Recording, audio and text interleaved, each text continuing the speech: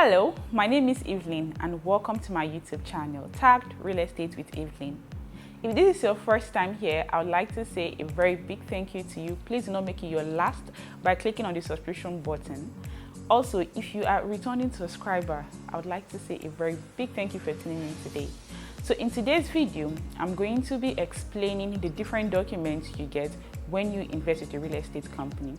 The documents you get when you make an initial deposit and the documents you get after you are done paying for the land, including the ancillary charges. I've decided to make this video just so you know the documents you will be getting, or the documents to expect rather, when you invest in real estate. In order to be eligible for landed documents, first you will be required to make an initial deposit. Now, when you make an initial deposit, you are expected to get a receipt, an invoice, a contract of sale, and an acknowledgement letter. Now, I'm going to be showing you what these documents look like.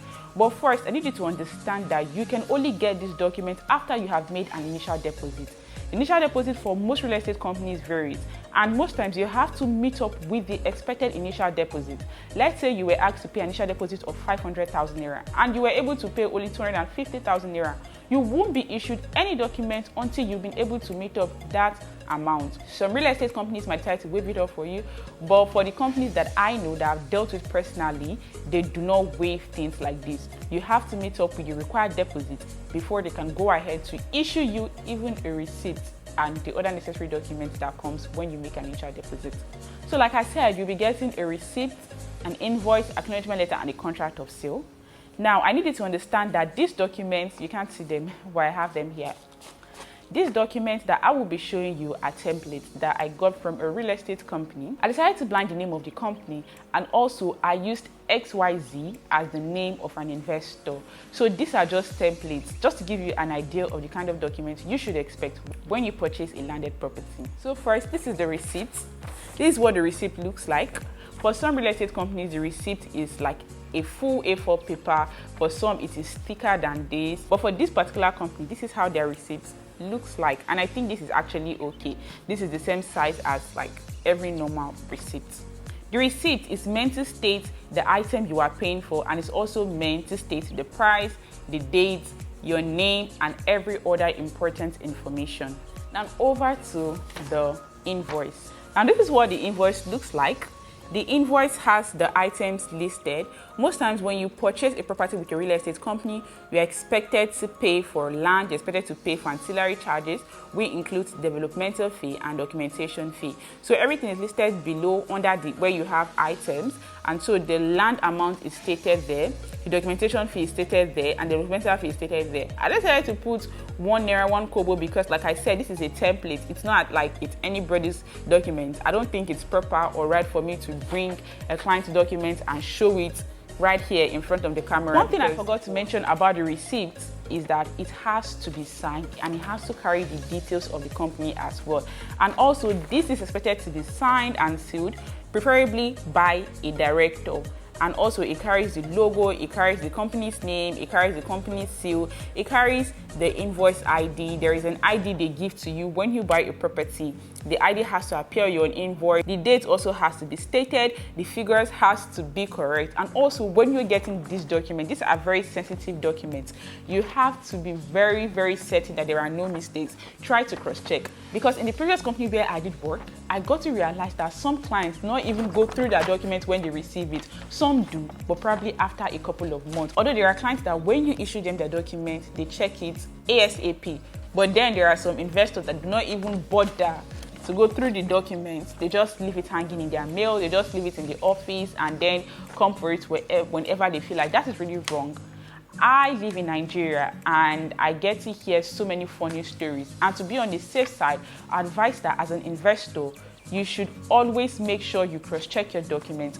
Make sure there are no errors. Make sure your name is spelled correctly, just so in the future, you won't have any issues.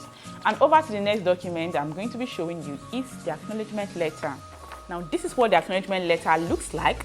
Normally, the acknowledgement letter is supposed to carry the letterhead of the company. So this actually has letterhead. I don't know if you can see something colored behind. This is just the back page. I had to print it on the back page because, like I said, I currently do not work with a real estate company. I'm a freelance realtor, and I don't think it would be proper for me to come in front of a camera and then show you what a company's acknowledgement letter is. So I just did this template on my own.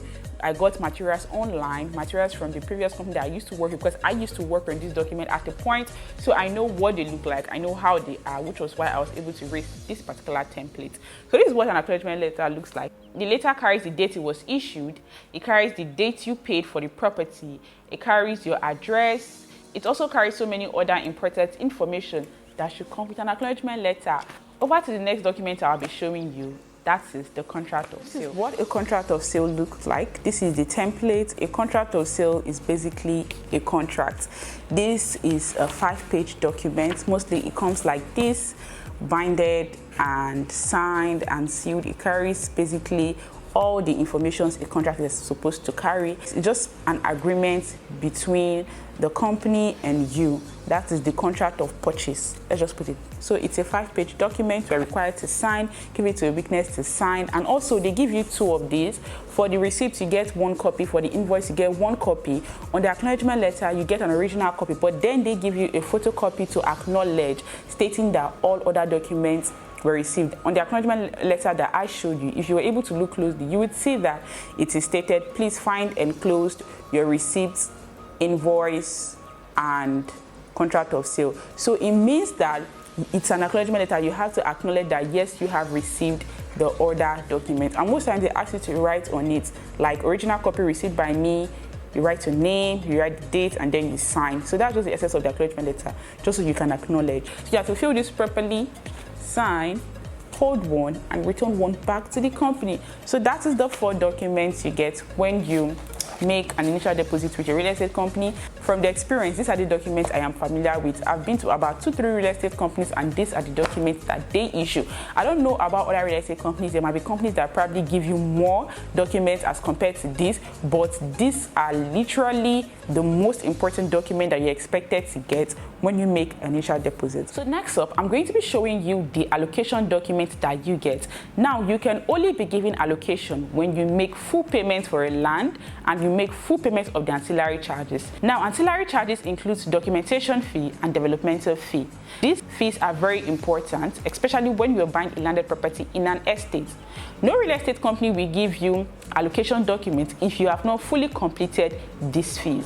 Before the document is issued, you will be invited over for a site allocation. It is usually called a ceremonial allocation or a fiscal allocation, so the company can show you your property on site within the estate. So when you're done looking at your property on site, then it takes a couple of weeks for this document to be processed. The allocation document includes a deed of assignment and a survey. Now, these documents are very, very important. Also, some real estate company might decide to give you release of deed of assignment, just something to acknowledge when you pick up your deed and when you pick up your survey. So this is how the deed of assignment comes in. For this is a 4-page document. For some other companies, it is a 5-page document, some 6, depending on the company, like I said earlier about the contract of sale. So the deed of assignment, the important things for a deed of assignment that you have to take note of is that it has to be prepared by a lawyer, and it has to be signed by a lawyer. Not just any lawyer, but a lawyer that is registered and that has been called to bar. So you can see the lawyer seal. The seal has to be placed on the front page of the deed of assignment. If this seal is not there, then it is not tagged as an original. So this deed basically indicates that the seller has given you full ownership of the property, which is why it is very, very important. When you're getting a deed of assignment, a company is expected to give you, let's say, about 5 or 6 copies, so that probably in the future when you want to get certain things like your building approval, you'll be required to turn in some documents, and that is when the deed of assignment come in handy. Now, next up is a survey. So this is what a survey looks like. This survey document is prepared by a registered surveyor. It is signed by a registered surveyor. It also carries the name, of the surveyor, and it shows your plot number. It shows basically everything that is expected to be in a survey. Now, when you get a survey document, a real estate company is expected to give you about 4 or 5 copies of this. Some other companies might give you more, but then there's usually an original copy that comes with this, a cloth copy. This is what it looks like. You can see all this. This is because it was made out of cloth. It's paper, but then it was placed on a cloth. This is the most original copy. So this is also a survey too. It's just that this was made out of cloth and this is made out of paper. Like I said, this is the most original, but this is the paper, and this is what it looks like. There's no difference between it, just the texture. That's the only difference between the paper survey and the cloth survey. Like I said earlier, some companies might also want to give you something like an acknowledgement letter, similar to an acknowledgement letter. For the company where I used to work, they called it release of deed of assignment and survey, something that you should be able to acknowledge, just so in the future no client can come and say, I didn't get this document, even after receiving the document. We've had issues like that, trust me. So this is what the release of a deed, an assignment and survey looks like. You'll be getting an original copy of this, and you'll be asked to sign this, the photocopy of this, and drop it with the company. So this is it. It carries the plot number, the block number, the plot type, and the number of plots purchased. Plot type means is it residential, is it commercial, or is it a corner piece plot? Because we have different types of plots. And also plot number, the plots in an estate are usually numbered. It could be number 1, 2, 3, and all that. And also block. After numbering these plots, they are divided into blocks. So it could be block A, block B, block C, block all that. So that is basically it. That is all I have for you today. I hope you're able to learn certain things from these videos. This video was very helpful. If you enjoyed watching it, please do not hesitate to drop a comment below. I'd really love to hear your feedback. I hope to catch you on my next video. Thank you for watching, and bye for now.